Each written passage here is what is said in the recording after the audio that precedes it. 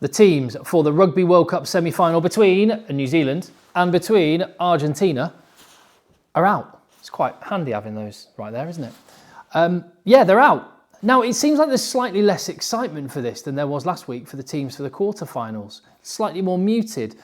And I think that goes into a sense from a lot of people that this is just a procession. We already know what the final's going to be, and we're just really waiting till next weekend when we can actually see the Springboks and the All Blacks go head to head. Do you know who will not be thinking like that? New Zealand. And Argentina for that matter. So I'm really excited to have a look at these teams. This is a contest that needs to happen. Yes, New Zealand are favourites, but if they take any element of this lightly, then they'll be there in, I was about to say they're going home, but they're not going home. They'll be in a third, fourth place playoff, which is the game that no one really wants to play, isn't it? But New Zealand's side then, let's have a look. And there we go. And what are the headlines with this? Tell me what you think, by the way. Leave your comments down below. That's what they're there for. And if you haven't already, hit subscribe on the channel. And do you know what really helps? If you appreciate the content, give the video a thumbs up. That just messes with the algorithm. Basically, it helps tell people that I'm here. It's just me, and I love my rugby. If you do as well, then help me spread the word with a thumbs up. Now, headlines. Firstly, Mark Talea. He's been let off the naughty step. He's been a good boy this week. He's filled in his little reward chart, sticker chart, and he's been let out to play with the other All Blacks. Well done, Mark Talea. I mean, he's an absolutely ridiculous finisher. It's like, we've all, at whatever level, you've always played against these people that are almost impossible to grab hold of. Like he's just sort of dipped himself in a tub of Vaseline before he goes out and plays. He's a serious talent. But Leicester Fainga-Anuku, can't you feel a little bit hard done by here? Because I think a week ago, the non-selection of Talea was causing a lot of nerves amongst All Black fans. That would be fair to say, wouldn't it? And you thought, oh no, have we just given Ireland a little chink in our armour that they can expose? And then Fainga-Anuku stepped up for his country, for his teammates, and put in, probably exceeded expectations from what people thought he would manage. So with that performance under his belt, maybe he can feel hard done by. But you know what? It's a 33-man squad that wins a World Cup, not 15 players on the team. So he's still got a role to play. Other stories, Brodie Retallick rotated onto the bench. Him and Sam White. Oh, well, actually, I wonder if Retallick's had a little knock or something, or this is part of a bigger plan, just managing Retallick's minutes. Interesting one there. And Samisoni Taukei'aho is the other one that instantly springs off the page for me, in for Dane Coles. Now, Samisoni Taukei'aho got, well, I was going to say his form dropped off a little bit. It certainly seemed that way from what I saw earlier in the tournament. I was expecting big things during this Rugby World Cup. Not quite delivered on it, but hey, maybe he's had a reaction in training and has just said, I'll show you, and is now demanding that he be picked. And if that's the case, then that's great man management, and we'll see how he gets on. Also, it could just be the fact that they're up against Argentina, and when we come onto their team, they have two incredibly abrasive hookers, and so maybe the sort of more wrecking ball of a man might be the way to go. And finally, in terms of the team sheet, which generally, after the performance against Ireland, obviously picks itself, but have we got to the bottom of what Cam Roigard has done? Did he, I don't know, do something unsavoury in Ian Foster's bed? Because just from where I sit, it doesn't appear to make sense. But then, you know what? After they had the performance that they did last weekend, it's almost hard to argue with anything. Like, what do I know? They obviously know more. And Finlay Christie's service looks really good. His fundamentals look really, really solid. A good, solid player. But Cam Roigard just has that little X factor which gets people on the edge of their seat. Maybe that's not what they want from... I mean, Finlay Christie only ended up playing, like 10 minutes, was it, last week? Or was it Aaron Smith the whole game? I can't even remember now. Such a blur. But maybe that's not what they want. And they just want something absolutely reliable. And I guess if you thought you were going to be in front, that might be a way to go. It could be something New Zealand regret if they have an off night and they're chasing a game. Just a thought. But other than that, you can't. I mean, it's a really, really good team, isn't it?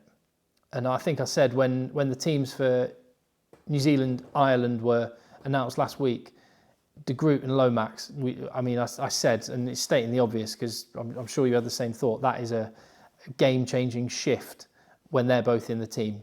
And good to see they've come through, because that is one area Argentina will threaten. They're always, less so on the Type 5. We'll get onto that, in fact, because let me shift myself over.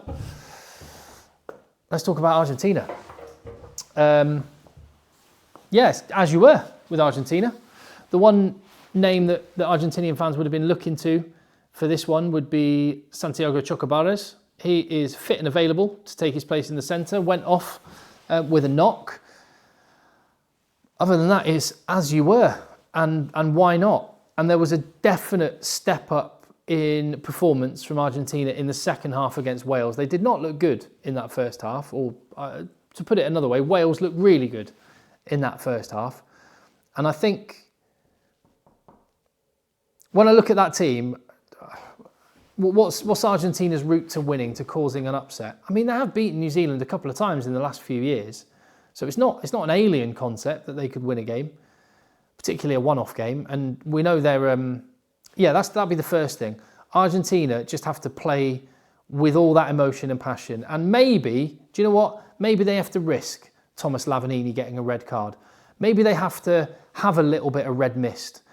I know it's a bit of a cliche, but it does feel a little bit with Argentina like they play their best when, well, actually, do you know what? They play their best when they're kind of written off. Do you remember that winning, was it the win in Christchurch? When it was as they were coming out of the COVID situation and Argentina had basically been cooped up in a hotel for about 2 months and had to train in their rooms, hadn't been able to do any collective training. They flew themselves down to New Zealand and won in historic fashion. And you can imagine the kind of the way they were building up to that game, just kind of like, no one expects anything of us. Let's go and prove them wrong. And you just get the feeling that the narrative, not coming out from New Zealand, but the narrative coming out from the rugby world, will be setting them up in a similar fashion that you can imagine.